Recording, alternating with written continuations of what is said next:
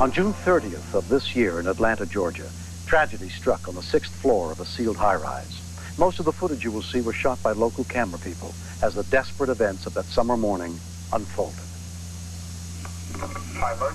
Yes, we have a fire on 1710 Peachtree Street, northwest in Buckhead. There are people trapped in the building. What floor is it on? We can't tell.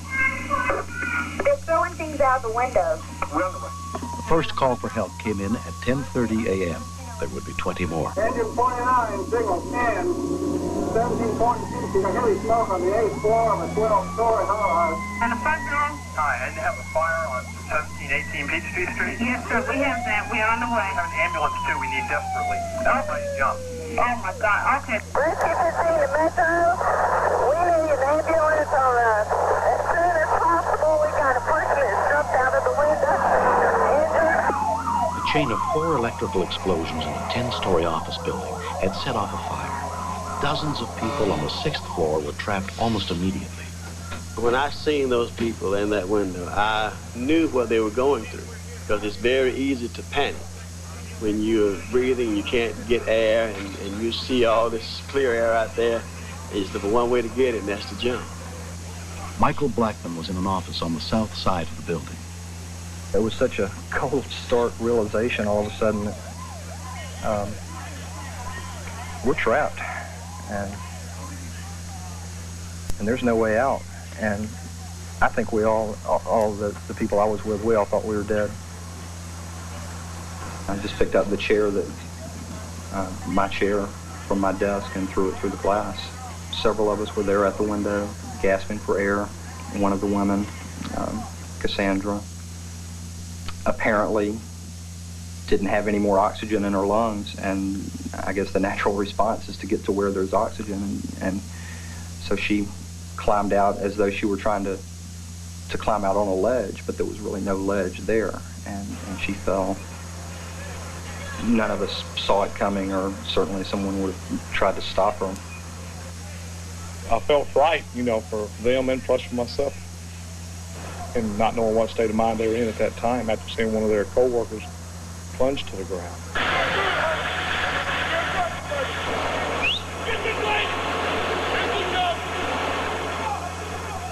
I remember stopping about a third of the way down and just holding on tight and taking a big gulp of air, and it was real sweet. And of course, at that point, we didn't know that any others had found a way to get out, so it was still a pretty black moment. This was a 5-alarm fire. It involved 15 engines, 9 truck companies, 4 command teams, 4 rescue, our squad unit, air unit, total 134 men on the scene at one time. We've seen mass casualty incidents that were not of this magnitude. On a scale of 1 to 10, this was a 10. The last person brought out of the hole that Michael Blackman had broken in the side of the building was Eudora Rogers. We knew that she was unconscious when we brought her out, but we didn't realize, we didn't know how bad she was. We knew that we had to get her out.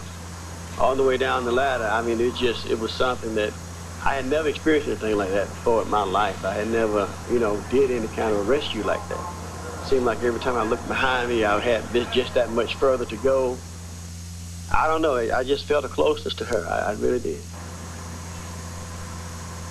I had seen them bring Eudora out, and I knew she didn't look good. I didn't know if she was alive or not at that point. There was no question in my mind, but that if she was alive, she was in very serious condition.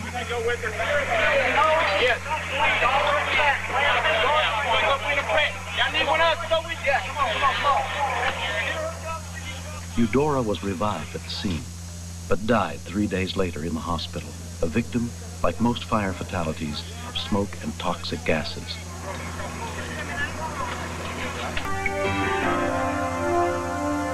On the back side of the building, in an area ladders could not reach, Solomon Williams had managed to drag his unconscious friend to a window and break it out.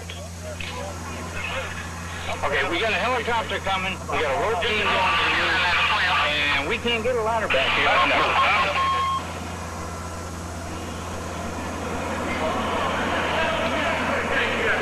We got people out there.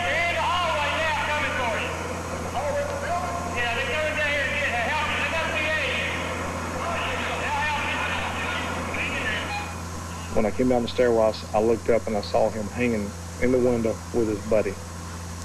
And that touched my heart. Because here's a guy that, that's near death and hanging on to a friend, and there's no one to help him. I know, being a veteran firefighter, that people will jump because you cannot stand the intense heat and fire. Anything is better than that. I also know the fact that I had an excellent company working on another front that was 30 yards away from it, fighting 1,000-degree heat that was determined to reaching. Those men on that floor, I say with all honesty and sincerity, would have died before they come out. I went on to the window and got to him, and I said, partner, I can't take both of you. I could just take you right now. Let's sit him down on the floor, and we'll come right back for him. He hooked his arm around my BA, and I grabbed the back of his belt, and then we took off. I just followed my hose out. Solomon was taken to the hospital, where he was treated for seared lungs and smoke inhalation. What he did for the gentleman that he was holding there and cradled in his arms, there's just not too many people like that I know of that would go through the pain and suffering that he did. He grabbed somebody and he went through a lot of pain and the victim didn't live. There's nobody to pat him on the back and say, you did a good job, but he did. I mean, he did more than I did up there. He's a man that's amazing to me. Breaking the windows out is what saved their lives. If they hadn't done that, they would all perished. And as Chief Perrin spoke, if there had been a sprinkler system, might have only been one death. Eudora was one of the most special people I've ever known, and myself and several others have realized how much we benefited from having known her, and it almost overcomes the pain of losing her. Seeing Cassandra there with her eyes open and seeing all those people up there alive in that window, amidst all that pain and terror, those really were special, just beautiful moments. They really were. 20-year-old Cassandra Hayward somehow managed to survive her 6-story fall. After the incident, when I really regained conscious, and at times when I was in the hospital, there were times when I would just lay there and think myself, am I really here? It's still hard to believe because, when you think about what all has happened, it's really a miracle. In my 12 years working for EMS, I've never seen a patient jump that far and survive. Let me just kind of... Cassandra broke both legs, her pelvis, and had severe internal injuries. But doctors feel certain that with therapy, she will walk again. 19, one more, 20. So. I thank God that I am here and doing as well as I am and can return to a normal life someday.